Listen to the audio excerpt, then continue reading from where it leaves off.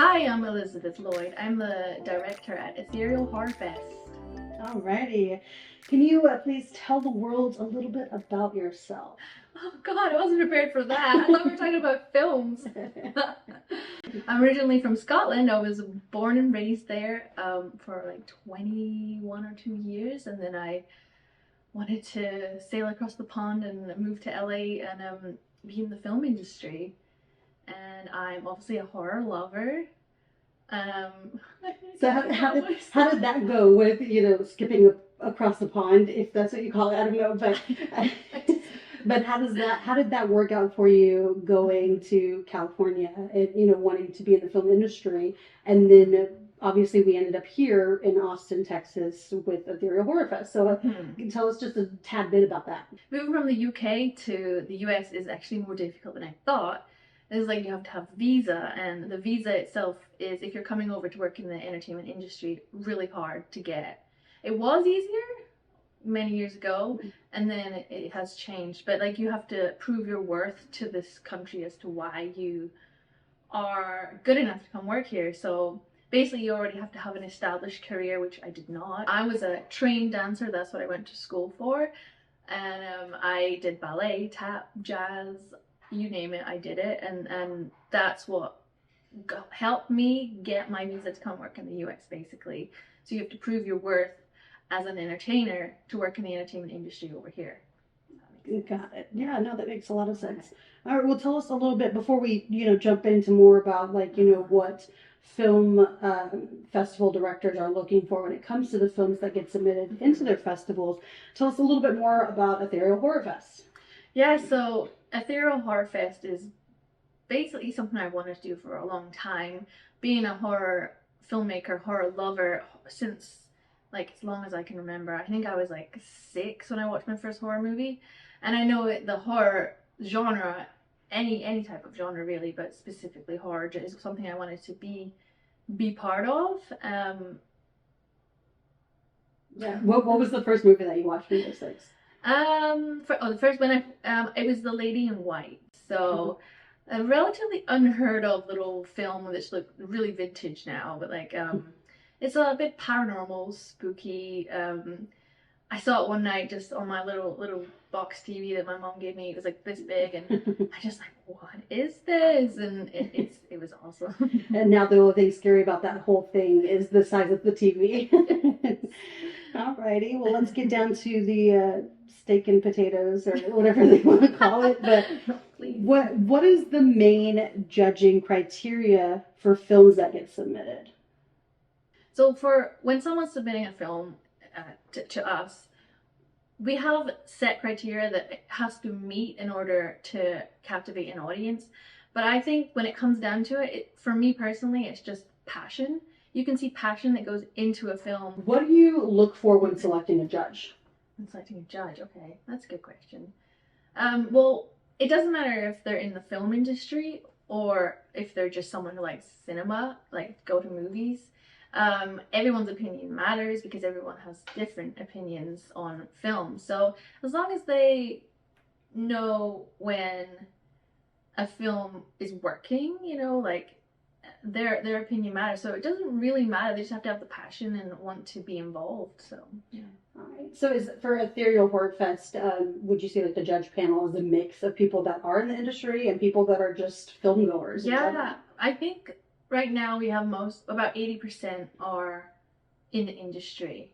Well, actually, more like 90%, but some have been in the technical side of stage rather than film, so they know what they're looking at anyway. So yeah, in terms of entertainment, but yeah, exactly. And it's just down to someone who knows what a good horror movie is. And I always say horror's in the eye of the beholder. Right. Got it. Okay. And what would you say, like as the director of a film festival, what would you say makes a film stand out? For me, what makes a film stand out is, I mean, the actors on screen have to know how to act. For horror, sometimes it doesn't matter if the actor can't quite meet the standards of an Oscar-winning film because it's horror and it's like a little tongue-in-cheek sometimes. But it will ruin a movie if suddenly there's not a good scene, as long as it's consistent throughout the movie. So for me, it really is the acting, I think, above all. That's a good point. It really is, because you could literally have like perfect cinematography and amazing score, and it's just horrible actors, which is unless they're consistent, like I said, like if they're horrible across the board in the movie itself, not if they're horrible, like horrible. Anyway, like I'm not finished that thought. But maybe that's the whole point of that movie, is like the horror of horrible acting. Yeah. That's horror. And what would you say would kind of like either automatically or just kind of like have a higher chance of a film getting rejected? Like what would make a film get rejected? That's another good question. What would make a film get rejected? If the sound's bad. I mean, acting and sound go hand in hand. Right. In that level. I mean, if you can't hear a film, then yeah. I would obviously contact the filmmaker, say, is your film finished? Did you forget to tell us that we do accept work in progress, but let us know. So we know that you're going to go through more sound.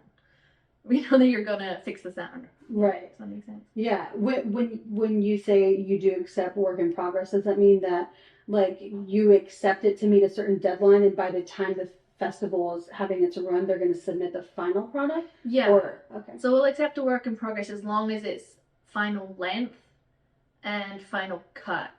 But if it needs sound editing, if it needs color correction, if it needs anything on that side of things, then we'll accept it.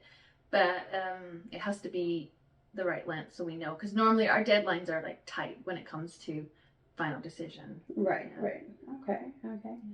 And then, finally, just kind of a broad question that you can really narrow up into how many, points you would like to. What are some tips that you have for filmmakers to get their films selected? So not only, like selected, and then also maybe even, to push them above and beyond to potentially win. Yeah, that's a good question too. So, I mean, you could have the best, most polished film in the world, but don't tell us anything about anything.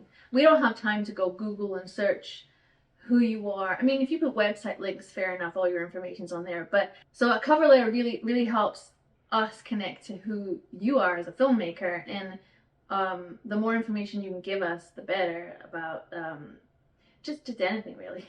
So then to expand on that tip alone, like what would go into a cover letter that makes it a good cover letter?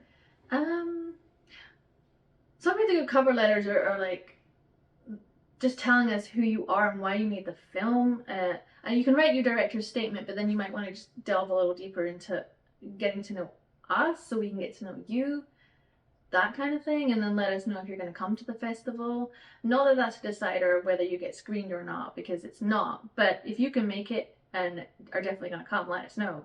I know that you mentioned, let the film directors know that you're going to try to make it to the festival. I mean, should filmmakers make it to the festival if their film gets submitted? I mean, should they show up, and why? Yeah, I mean, if you submit a film and you have no intentions of coming to Austin, I mean, that's fine. If your film speaks for itself, let us know.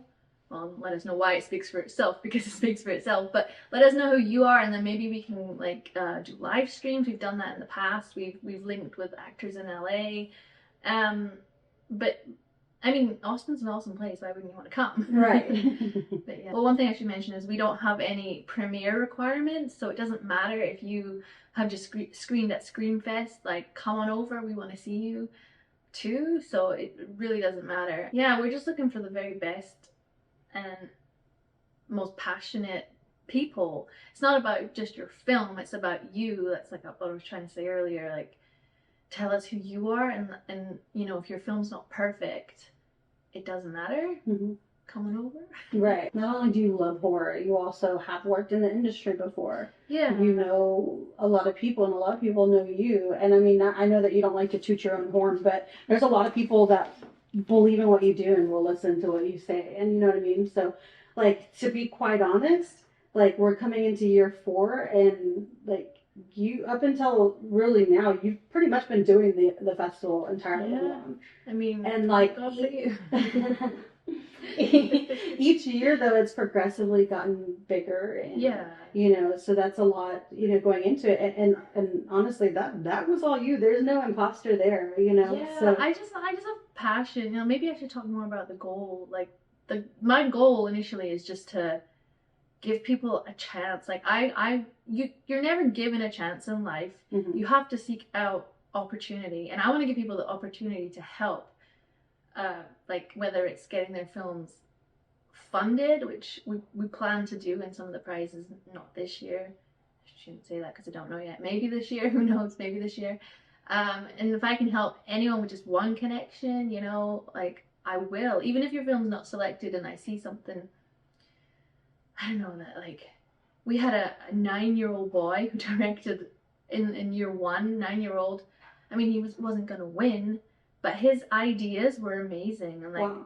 yeah, and his dad, obviously his dad, I was in communication with his dad, not him, and gave him some tips and advice on how to be a filmmaker, and he just had the passion, so he was an official selection at 9 years old. Wow. Yeah, yeah.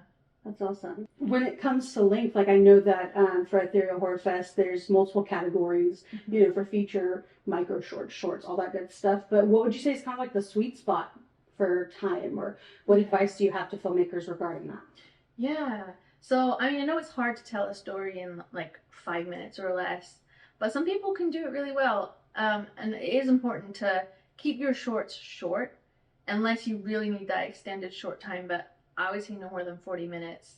So there's I guess a sweet spot for micro short will be around the 3.5 minute mark, just personally, because I feel like you can get like a one liner out, I'm trying to say.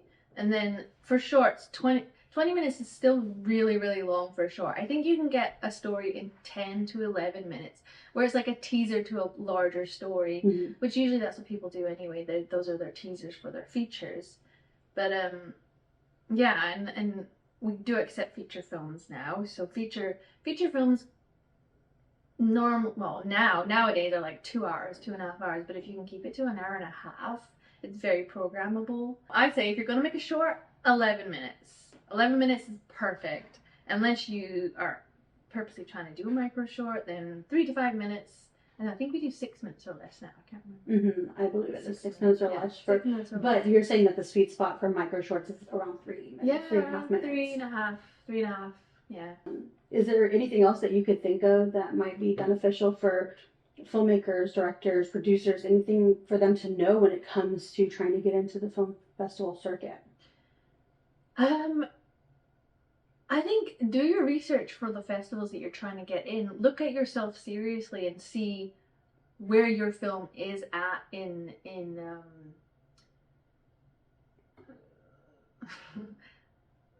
where you are in your career, basically, is what I'm trying to say. Like, we will accept your film as a student film if you are a beginner. You don't have to be in school or anything studying for film. Like, I still think of myself as a student. I'm learning every day. So go for the smaller festivals, 3 to 5 year festivals.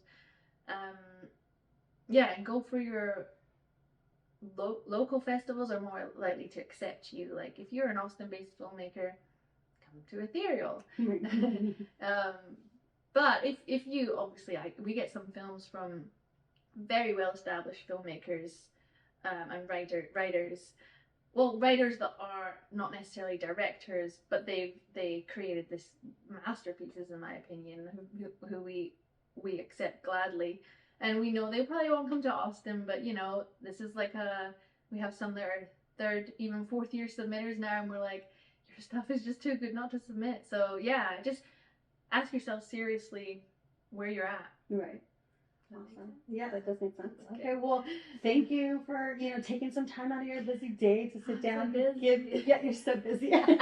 Give people some advice in regards to getting their films submitted. Before we close out, if you can just let us know when Ethereal Horror Fest 2023 is happening. I am displaying proudly Ethereal Horror Fest 2023, November 17th and 18th. Awesome. And it's going to be here in Austin at the Spider House, aka Ballroom. I don't know what it's Yeah, called. the Ballroom. The Ballroom ATX. Yeah, it's Ballroom ATX, but of course a lot of us locals remember it as Spider House. But yeah, definitely check it out. Yes. And yeah, we're excited. Thank you, Marina. Yeah, oh, you're so welcome. Don't forget to hit the like and subscribe button and hit the little bell notifications. That way you never miss out whenever we post a new video. Bye.